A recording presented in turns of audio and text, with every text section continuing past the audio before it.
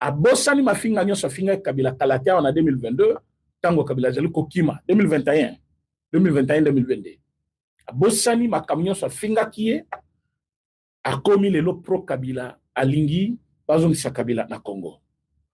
Mais bota la photo wana na chelbino na miniature. Vous voyez une dame là-bas avec une arme. Cette dame a été arrêtée aujourd'hui. Normalement, c'est hier aujourd'hui qu'elle a été présentée. Na Uvira. Cette femme, Azali, na munduki ya moneno obozeli komona wana, na kati ya mutuka na ye. Et tant que bakanisi mutuka eza moko, baye komona que c'est une femme qui a participé dans beaucoup de massacres. Boyo kangai, boyo kanga malamu, bo partager émission. Vous êtes déjà nombreux en ligne, bo partager, bo partager. Bo partager émission s'il vous plaît, bo liker aussi émission. Cette femme azana minduki ebele, o munduki na yele bosote. Minduki wana asaka nango baku. Babomaka batu, bakoseli ba wazalendo, babomaka batu, pour ko ravager ba village, ko créer panique. Tango bazali ko interroger la femme, bakangele d'abord na frontière, au poste de contrôle ya Kanvimvira. Kanvimvira ezali presque frontière na biso côté à Uvira et Bujumbura. Maintenant, elle voulait traverser Alungasko, Uvira et Bujumbura. Et les agents, ils se sont interrogés pour savoir Azolungasko, Uvira et Bujumbura. Qu'est-ce qu'elle a fait ici? Elle était venue pour combien de temps? Elle est originaire d'où? Mais chose grave, on va découvrir que la femme est congolaise. Mais la femme que vous voyez là, elle est venue comme émissaire. La femme là, sur la photo, on a miniature. Bon, mon temps, on continue l'émission, on a vu la photo, on a vu la photo, moi, la mosso, on a vu Azali, émissaire, yaba M23 AFC. De M. Nanga, Kabila, Katumbi, Paul Kagame, Basangani. Balobi, comme ils ont tenté de s'imiter, il fallait babanda à l'interne. Babanda kokote la batuna bandako. Bazoboma batuna kati ya Uvira. Maintenant, tango batuma kotomboka contre Wazalendo, parce que Wazalendo bazana kati ya village, parce que bazana kati ya village, crise de confiance kokota entre population na bato bazali kosala musala. Et ils vont profiter pour se glisser. Et comme ça va fragiliser la barrière et puis la frontière. Maintenant, musala na izanini, ko cibler ba commandant bazali plus fort. Ko cibler bato bazali un peu dynamique. Ko cibler bato bazali makasi ko détruire bango, c'est-à-dire ceux qui vont moni que commandement ezana mututel ba utiliser damwana. Aye pembe na yo étudier abandi ko yeba siko comment otambola tout ça, allez, so ba éliminer yo, allez bango ba koti ba samusana ba. Et la femme cette fois-ci, elle a eu du quoi parce que mission a été simbité. Ba commandant Mibale, il y a Wazalendo. Oya Lukaki, Azobango Lokola, Mibale ou quoi. C'est-à-dire, elle se donne comme une femme, libre, tout ça, pour que aïe babatouana bien. Ba Wazalendo Balobi, elle a tenté plusieurs fois. Et simbité. Babwa Kissi. Elle a utilisé une jeune dame plusieurs fois et simbité. A Tiki Bango, à côté ya FARDC. A tenté commandant et simbité.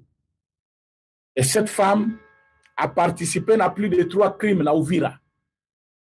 Ba yesugo ko zoyer, ba interroger. Maintenant zo kende Bujumbura ko salani. On a sala ka trafic na zaka awsona lunga na ke na nan. Balu me arme oyo eza ya awa. Ce qui est Katsikuna et Kobimane qui biso to Katsina territoire na bango. Elle n'a pas avoué. Mais après étude, objectif n'est qui a déclenché conflit entre Bissona Bujumbura.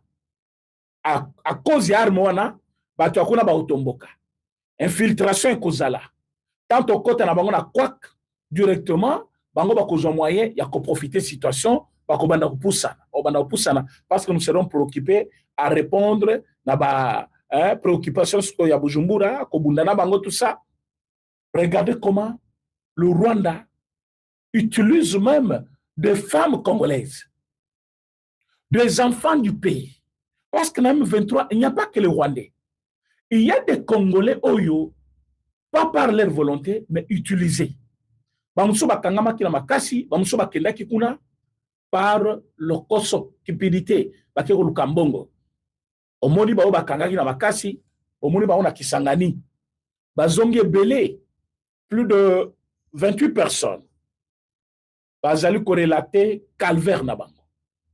Bazo relater nombre ya bato bakufi. Na kana bango, oyo bazali ko former bango, batiaki 3 barrières. À chaque barrière, il y a un soldat avec une arme bien chargée. Soko kimi po obima. Soto lungo bima sans que bango bazala déjà informé qu'aux obima. Bazo betolissas. C'est-à-dire, bazali koboma ba congolais lokola ba mbinzo.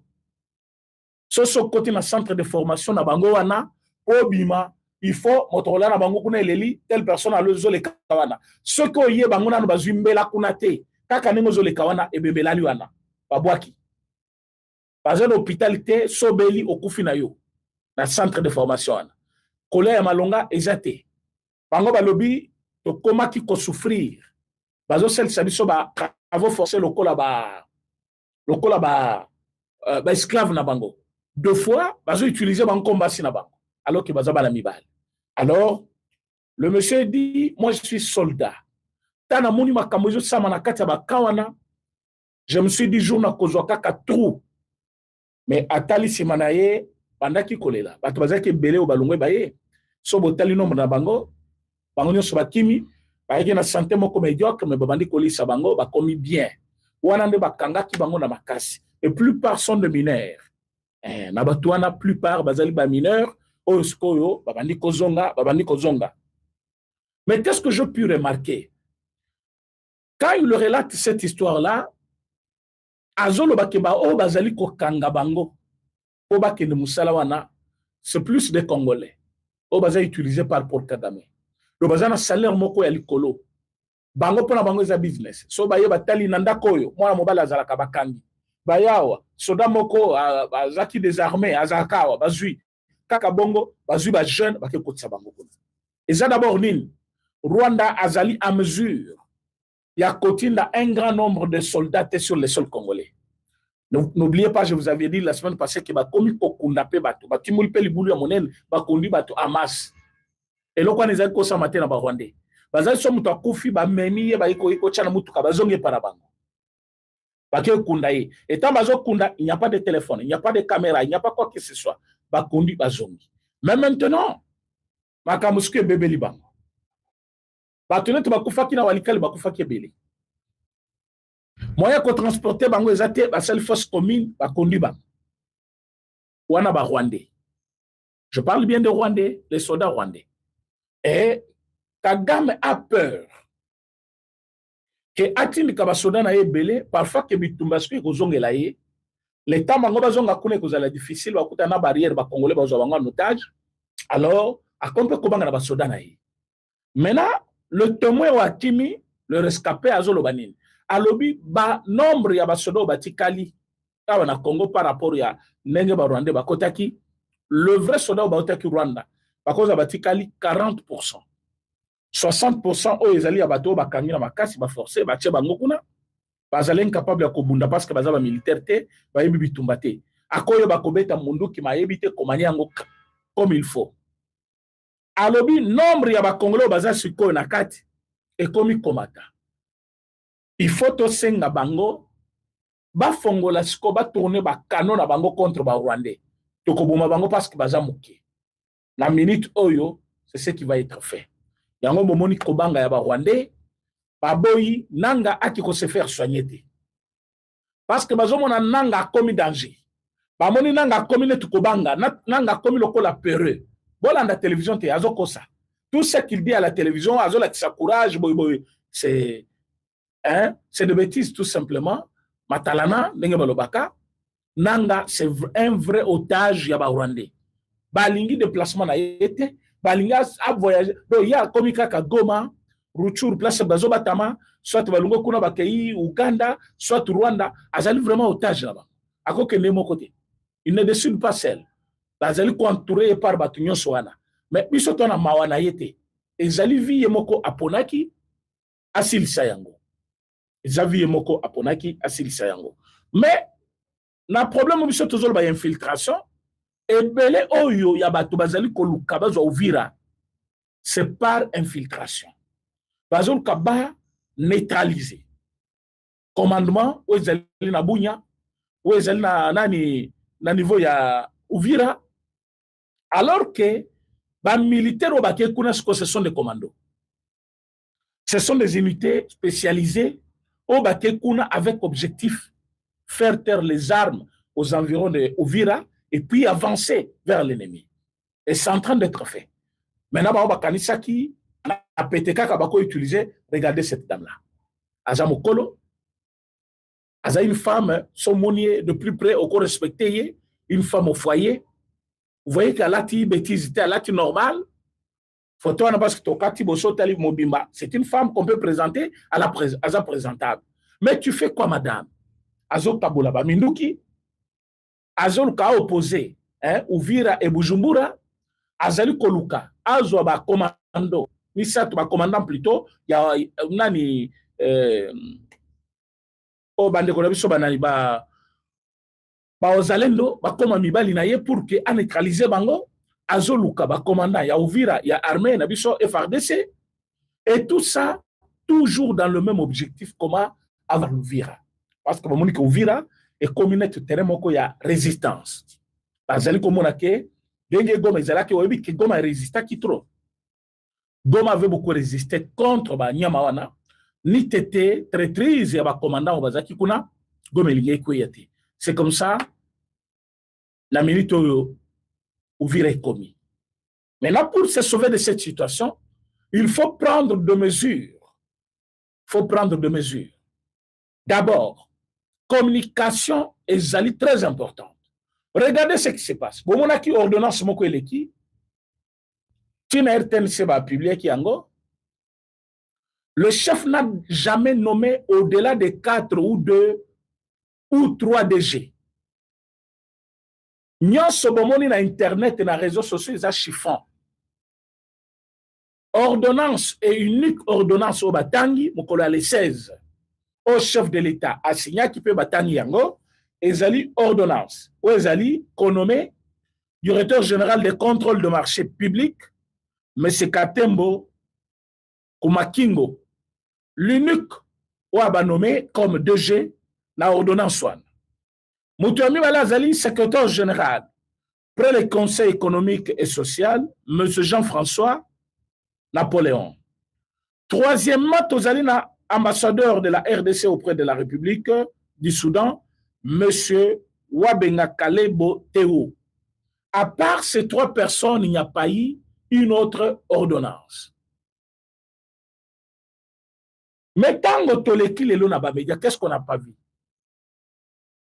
Toleki na télévision Toyoki, au président nommé Batunyo Soka Baluba, Bacheta la liste à Moulaï, il y a bateau chef de l'État nommé. Le chef a nommé qui? Oh, a nommé Banekonaï Kakabakasayen, Bacheta liste à Moulaï. Et liste on est tamboli surtout na X, na YouTube, et tamboli partout, le chef de l'État Zatri. La liste boy, c'est une manipulation. Et ça vient souvent du Rwanda. Et le problème, c'est que le chef de l'État n'a pas eu directeur, il y a presse ou Azali à la hauteur. Moi, je François Mwamba, Azali à la hauteur. Elle ne fait pas bien son travail. Elle n'est pas à la hauteur. Sauf que bien communication, chef de l'État, et Azali tenu aujourd'hui par les volontaires. Les gens au Balingaka Congo, ils le font par la bonne foi. Mais presse ou Azali, au presse officielle, il y a présidence, Bazali à mesure, il y a Kosala Moussala comme il faut. Bazali à mesure, il y a Kosala Moté. Botalane Batiki, toute une journée, une fausse information, et Zali Koke Zongi, dans les réseaux sociaux, sans même un seul petit démenti, il y a Kolobana Batou, voilà, tous allez démentir le Cambo, il y a le Kouta, Biso, Tutanga qui ordonnance, nani chaîne nationale, et voilà l'ordonnance signée par le chef de l'État. Ordonnance à chef de l'État, il y a 3 personnes. directeur général à contrôle de marché public, M. Katembo Kumakingo, secrétaire il y a conseil économique et social, et M. ambassadeur il y a Congo auprès de la République du Soudan. Et Sili. Mais quand on a manipulation, on a manipulé toute une journée, et cette dame là-bas, avant d'y Kimia, elle n'a rien fait. Ni batounaye, ni yé, ba communiquer le comme côté, va démentir tes bains. La pourquoi on est comme on Tina Salam, le porte-parole du chef de l'État, a mécu comme quelque chose na Twitter.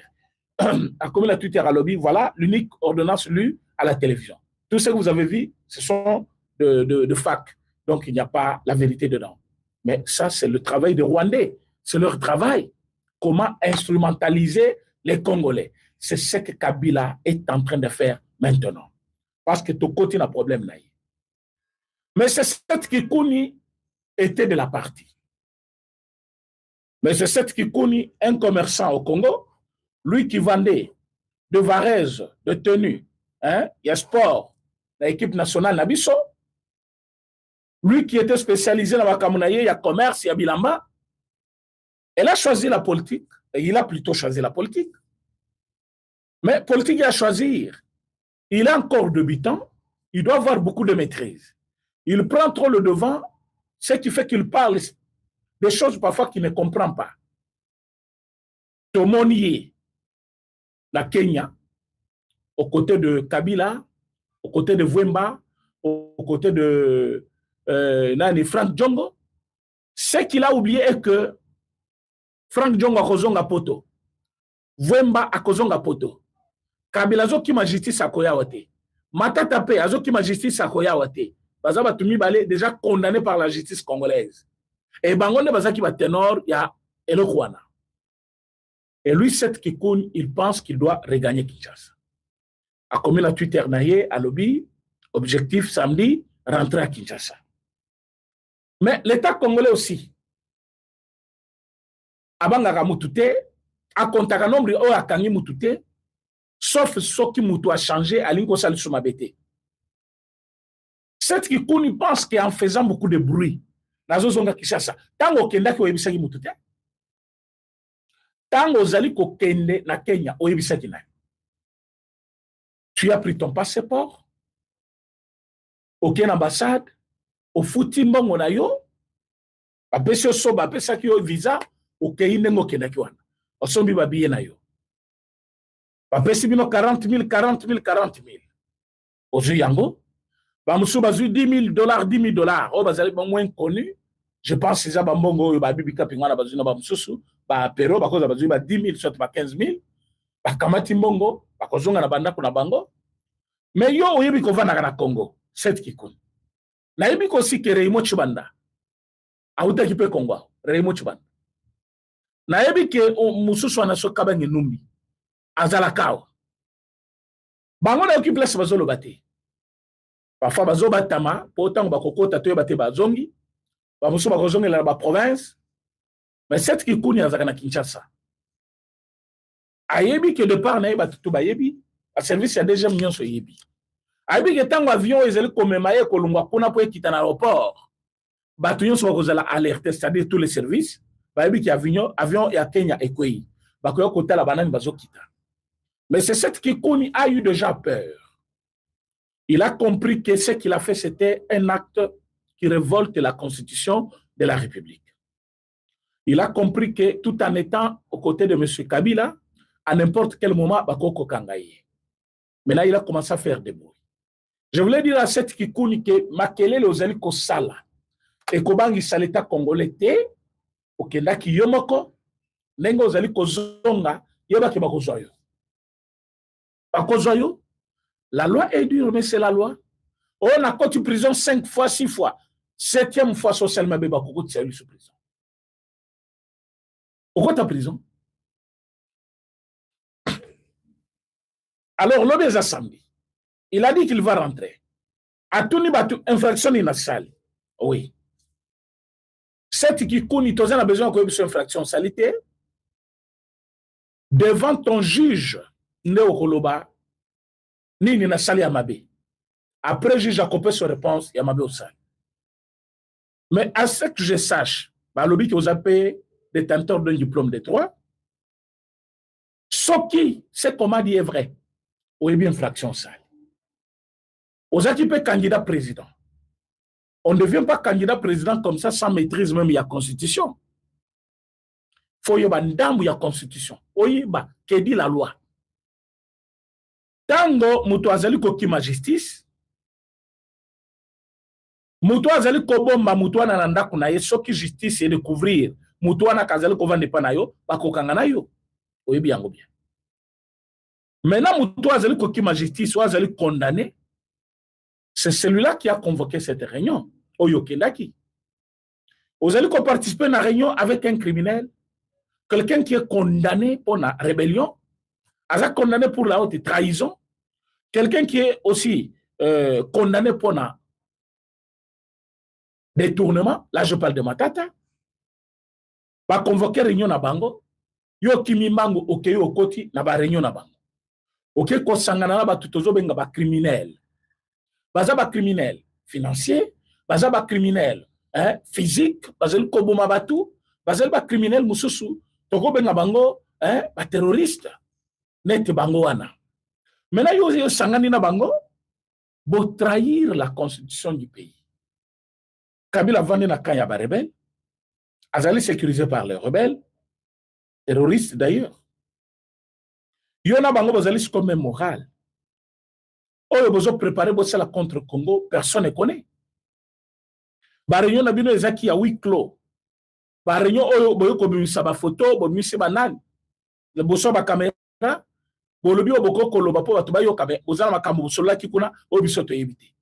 Retour na yo ezali po o appliquer l'idée ya plateforme ezali créée par ba rebelle, ba fugitif, ba détourneur ya fond ya l'état, ba tuana ne batuyo ozovana na bango, ozana posa, ozona sko Kinshasa. Mais la justice va faire son travail. Tu te verras en prison encore une fois. So batikyo pas na mawa, mais infraction ezali consommée. Donc nengo zawana okokina okobanda kobanga ti ozokota na viona ozobanga kakati okokitao. Et so ki tu peux bakangi yo. Et pourquoi faire de bruit? Parce que makamolingo ya ko appliquer awa oyo kabila pesio ezali bosala ba sitting, bosala ba marche. Or toi tu ne peux pas faire de marche. Okobeng sabatu bako uta wapi ba bosala marche. Banani bako répondre na appel na yo. Ezala yo, ezala chibanda remo, ezala mususu wana kabangi numbi, bino ne bozakao, ba musona ba ozonga kuna. Or pour appliquer la vision de Kabila au Apesibino, il faut bozala à mesure de réunir une masse ya ba Congolais. Or ba Congolais nyoso ba yebi c'est que vous êtes. Ba Congolais nyoso ba yebi que bino bozo représenter rien. Intérêt ba Congolais kutu boza kuna te. Pourquoi? Parce que banane ba bomi Congo. O bokomi koluka ko sauver lelo. Zabino babu makambo kandingini. Na kotika ba citoyen ya mboka na chômage. Na ko privé bango information et connaissance. Yango bobuma ki ba école, bobumi ba université parce que vous en avez besoin Congo ya lobi la forte. Bolongo kuna économie ya mboka par terre. Vous kamate ba entreprise publique union sur l'état. Vous remplacez yango par ba entreprise privée na bino.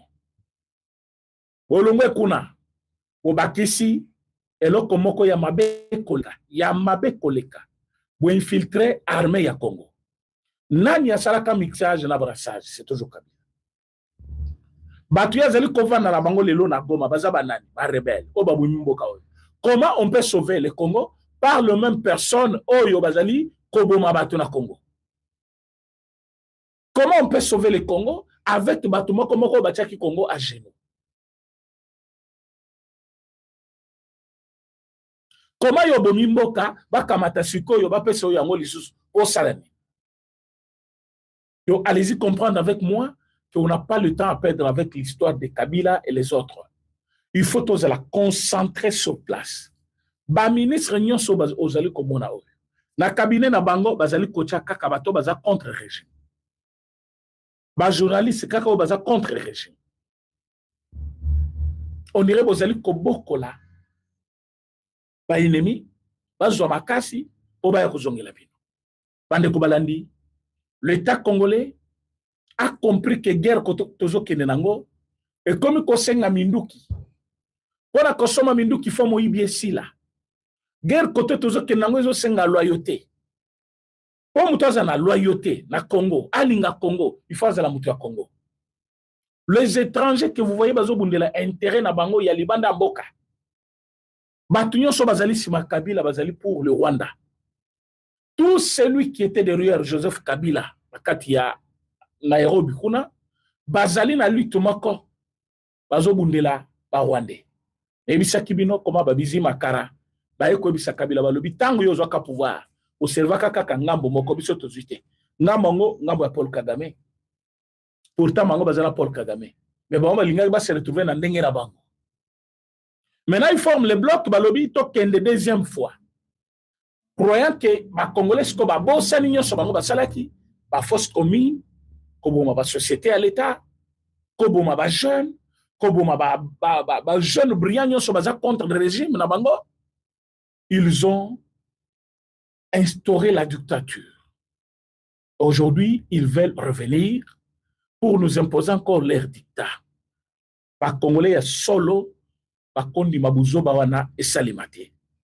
Il faut cette kikuni na batunaye pas à la mopanzi pour que bayeba qu'est-ce qui va se passer. Yango na félicité bana mboka ba wazalendo.